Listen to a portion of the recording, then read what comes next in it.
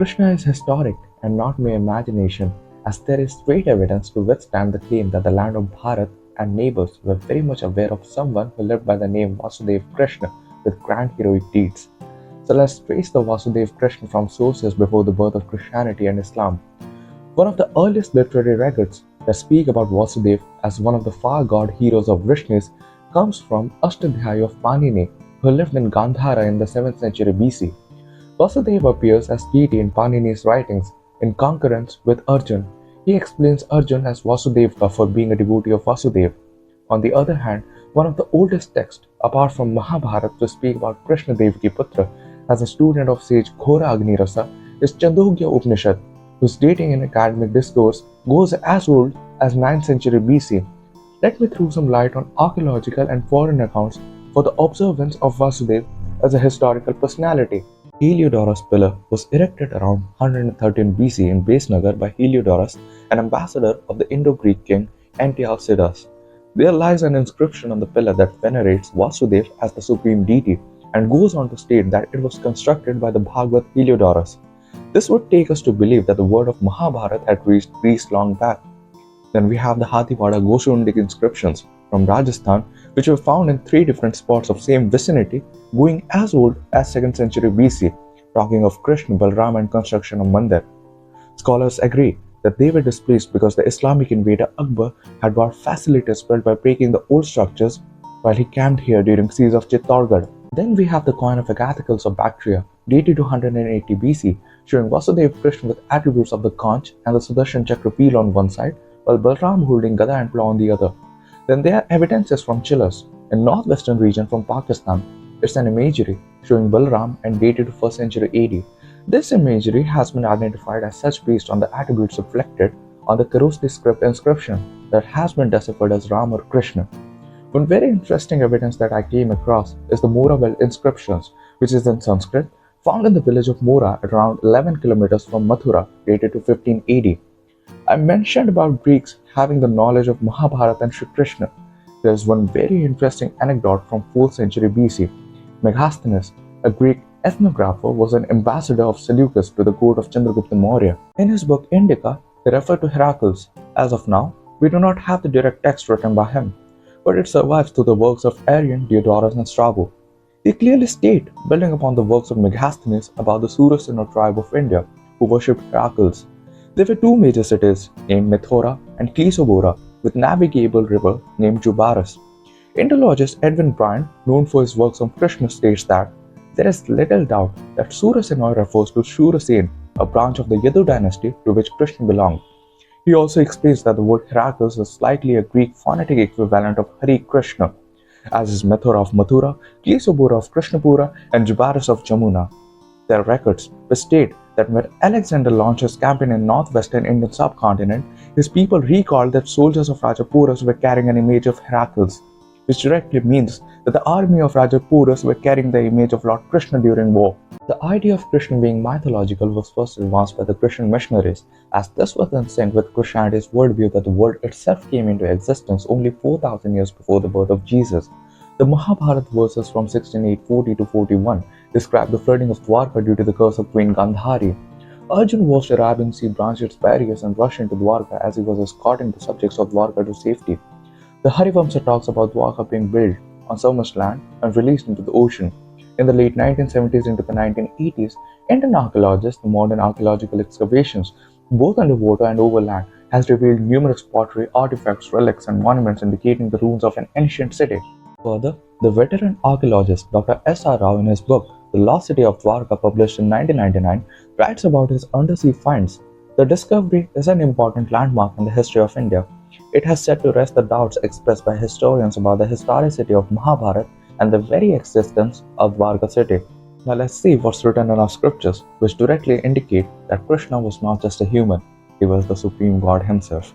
In the Brahma Samhita, Brahma says, Ishvara Parama Krishna Satchidananda Vigraha Anadiradir Govinda Sarvakarana Karanam. Krishna, who is known as Govind, is the supreme Godhead. He has an eternal blissful spiritual body. He is the origin of all. He has no other origin, and he is the prime cause of all causes. In the Shreemad Bhagvatam it is mentioned, Ete Chanshakala Punsa, Krishnastu Bhagwan Swayam. All of the above mentioned incarnations are either plenary portions or portions of the plenary portions of the Lord. The Lord Shri Krishna is the original personality of Godhead.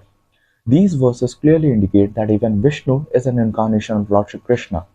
When Krishna starts to expand himself, his first expansion is Lord Shri Balaram.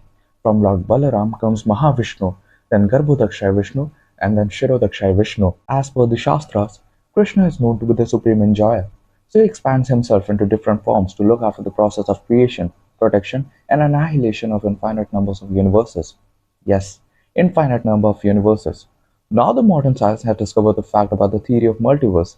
But this theory of multiverse was explained by Krishna 5000 years ago when he destroyed the ego of Brahma. Oh Lord, how have I got myself into this fix? Already 1 year has passed on earth. Let me go to Vrindavan and find out what Krishna is up to, having lost the boys and calves.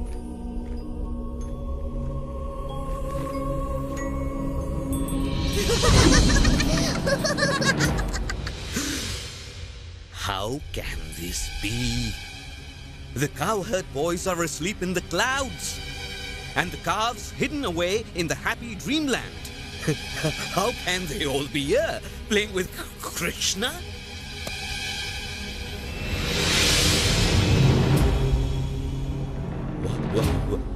What is this?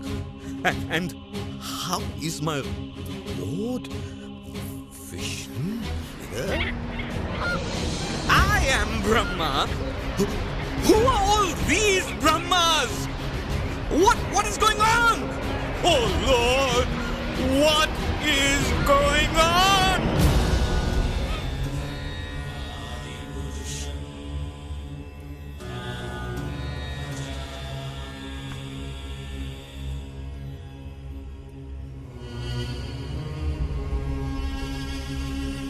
Oh, my Lord, my Lord, my Lord, what have I done?